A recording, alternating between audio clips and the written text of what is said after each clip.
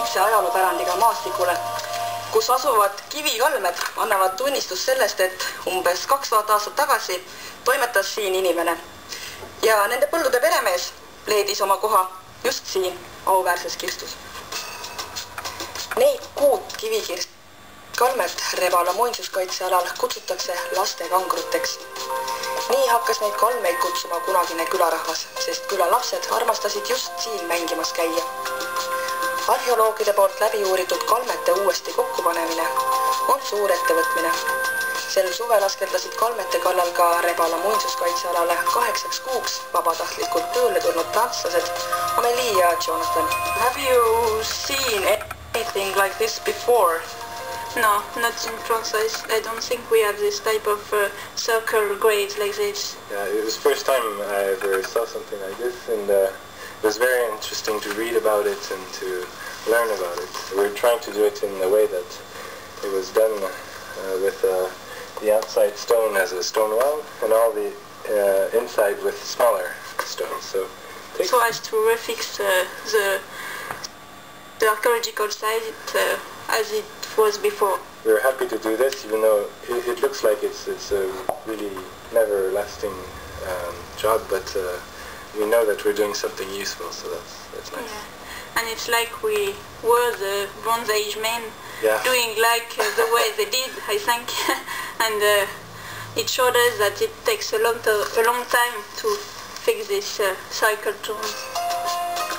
Prantsuse noored soovisid pikaajalisele vabatahtliku tööle tulla Rebala muinsuskaitsealale seetõttu, et siin saab ülikoolist hangitud keskkonna ja turismialaseid teadmisi rakendada.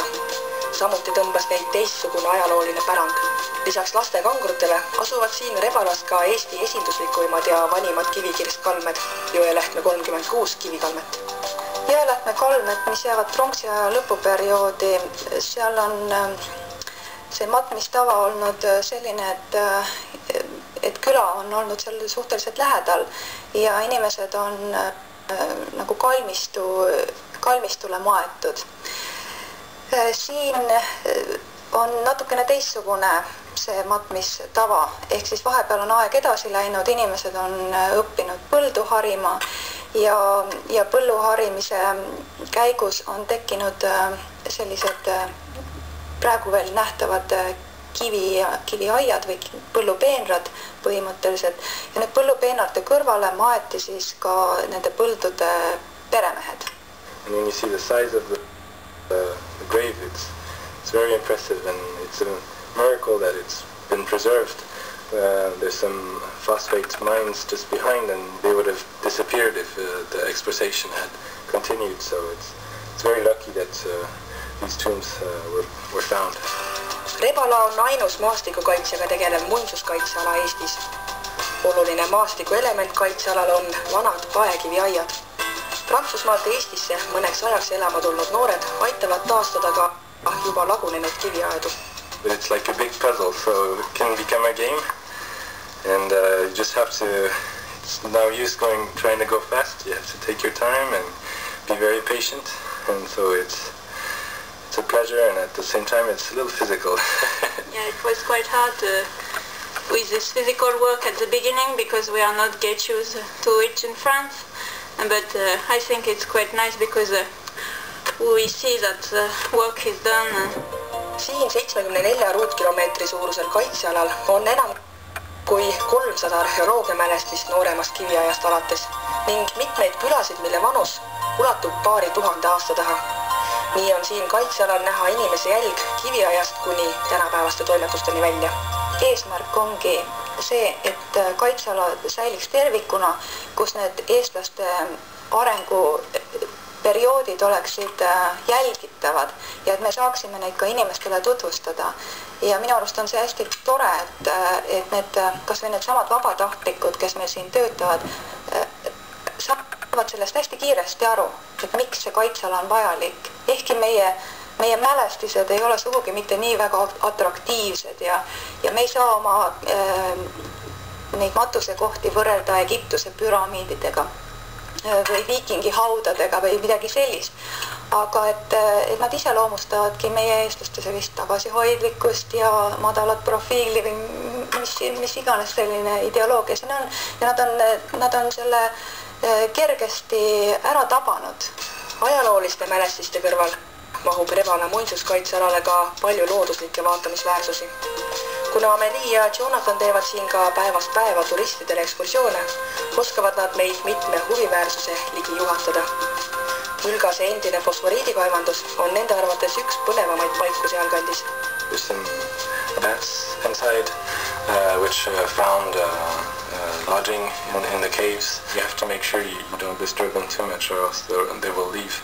But if you go with smaller groups and it's closed to the public usually, and it's only by taking guided tours with the reserve and explaining how to come and not to make too much noise and not to disturb them too much, then you can see them. Teine paik, mida Rebala muinsuskaitsealal kindlasti külastada tasub, on Prantsuse vabatahtlike arvates Kostivere karstiala. It's a place where the river that goes near Jäälehme, the center, it goes down underground. And so actually the river is going down under our feet. And this is why you can see these cracks and the erosion here, where the land kind of sunk down. Yes, you have all types of karst formations, such as cracks, such as stone mushrooms, and different kinds of stone formations. So it's very interesting to look, and especially in spring, it's very nice time to go and walk and have a nice time with all the flowers and this stone. Mm-hmm. And the limestone is a type of rock which erodes very easily.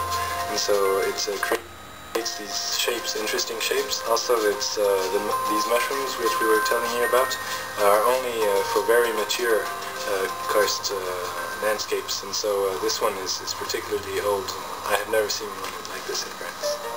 Rebala muinsuskaitseala töösse on välismaa vabatahtlikke kaasatud varemgi. Esimesed vabatahtlikud saabusid siia programmi Euroopa noored raames juba 5 aastat tagasi.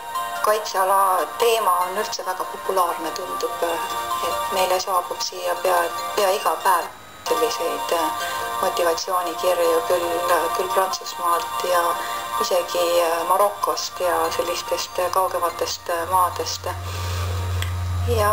Ja meile lihtsalt tundub, et sobivad nad siin, oma teadmisi saavad nad rakendada ja meile ka on niisugune natuke värskemat verd ja värskemat arvamust üldse kaitsealast ja kaitseala tegevusest.